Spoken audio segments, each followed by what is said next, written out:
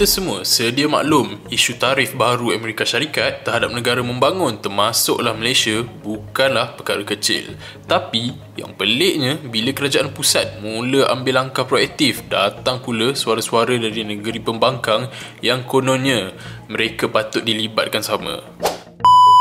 Nak tergelak pun ada bila masa kerajaan negeri SG4 ni reti urus isu perdagangan antarabangsa. Ekonomi negeri sendiri pun entah ke mana. Data rasmi jelas bahawa 4 negeri yang digembar-gemborkan sebagai model negara Islam maju itu sebenarnya mencatatkan antara hasil ekonomi paling rendah di Malaysia.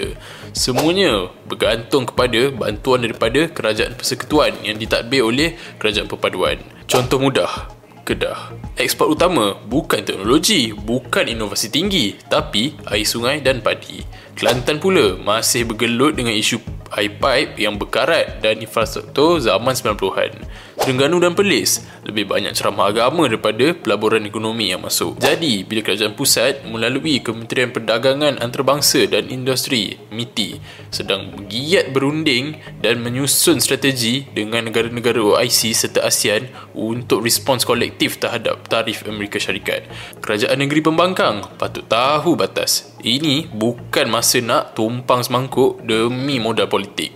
Biar kerajaan pusat buat kerja. Kalau tak mampu bagi solusi membina atau fakta ekonomi yang relevan, baik diam.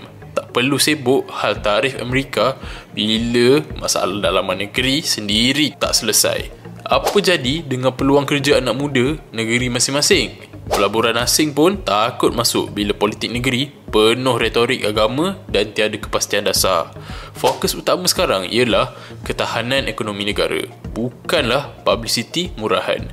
Negara-negara besar tengok Malaysia sebagai rakan strategik, bukan sebab negeri-negeri pembangkang, tapi kerana kestabilan yang dibawa oleh kerajaan perpaduan. Akhir kata, negara tak perlukan backseat driver yang hanya tahu mengkritik tapi tak pernah pandai memandu. Kalau betul sayangkan rakyat, bangunkan ekonomi negeri dulu, baru layak bersuara di pentas global.